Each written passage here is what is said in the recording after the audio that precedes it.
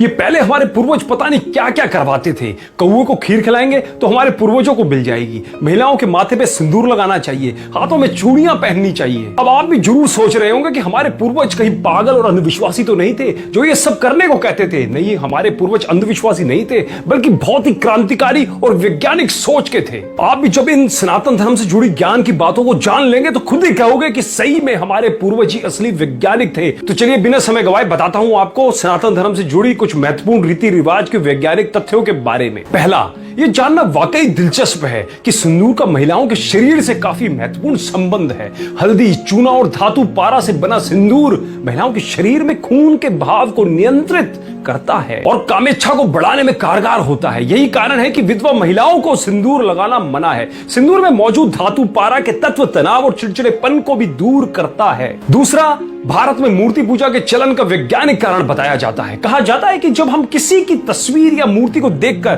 प्रार्थना करते हैं तो पूरा ध्यान उसी आराध्य देवी देवताओं के ऊपर हो जाता है। मन एकदम एकाग्र और नियंत्रित हो जाता है। इसलिए भारत में आध्यात्मिक उन्नति के लिए मूर्ति पूजा को मानव जीवन का अहम हिस्सा माना गया है। तीसरा, हाथों में चूड़ियां पहनने का भी दिलचस्प वैज्ञानिक कारण है। कहा जाता है कि कलाइयों में चूड़ियां पहनने से हाथों का ब्लड फ्लो ठीक हो जाता है, साथ ही चूड़ियों की वजह से ऊर्जा भी नियंत्रित रहती है। चौथा, मंदिर ऐसे स्थानों पर बने होते हैं जहां पर उत्तर और दक्षिणीय ध्रुवों के चुंबकीय और विद्युतीय बलों के कारण सकारात्मक ऊर्जा भरपूर मात्रा में होती है। मंदिर के मुख्य मूर्ति ठीक बीच में स्थापित की जाती है। इस जगह को मूल स्थान या गर्भगृह भी कहते हैं जहां मूर्ति की स्थापना होती है। उस स्थान के नीचे वैदिक मंत्रों से लिखी तांबे की धातुएं रखी जाती है। तांबा धरती के चुंबकीय बल को अपनी ओर आकर्षित करता है। इसलिए जब कोई नियमित तौर पर मंदिर में जाकर परिक्रमा आदि करते हैं तो तांबे के इसी चुंबकीय प्रभाव के कारण शरीर की नकारात्मक ऊर्जा भी धीरे धीरे सकारात्मक ऊर्जा का स्थान ले लेती है।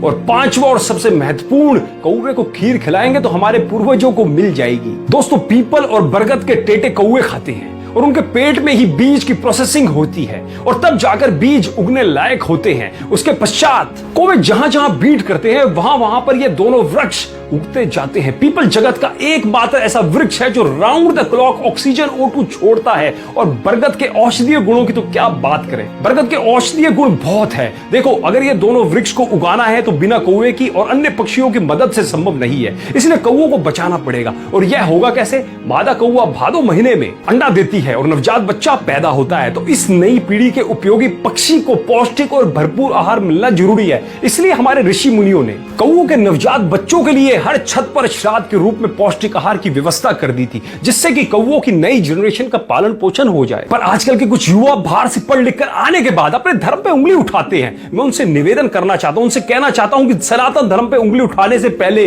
सनातन धर्म को जानो, सनातन धर्म को पढ़ो, फिर उस पर उंगली उठाओ। जब आपके विज्ञान का ABC भी नहीं था ना, तब हमारे सनातन धर्म को पता था कि किस बीमारी का इलाज क्या है, कौन सी चीज खाने लायक है और कौन सी चीज खाने के लायक नहीं है। अतः ज्ञान का भंडार है हमारा सनातन धर्म और उनके नियम। विदेशी शिक्षा पद्धति पढ़े और अपने पूर्वजों ऋषि मुनियों के नियमों पर उंगली उठाने के बजाय उसकी गहराई को जानिए। और आज तो विदेशी शिक्षा पद्धति भी हमारे वेदों गीतों का अपने यहाँ प्रयोग कर रही है। तो उंगली उठाने से पहले एक बार जरूर सोचा कीजिए। दोस्तों, मैं उम्मीद करता हूं कि इस वीडियो ने भी आपको जागरूक जरूर किया होगा। यदि किया हो तो हमें एक कमेंट के माध्यम से सनातन धर्म के बारे में आपके महत्वपूर्ण विचार जरूर बताइएगा। और इस वीडियो को ज्यादा से ज्यादा सबके साथ शेयर जरूर करें जो सनातन धर्म पर उंगली उठाते हैं, उनको भी सनातन धर्म के महत्व का पता चल पाए। चलिए अगले वीडियो में फिर मुलाकात होगी, तब तक के लिए धन्यवाद।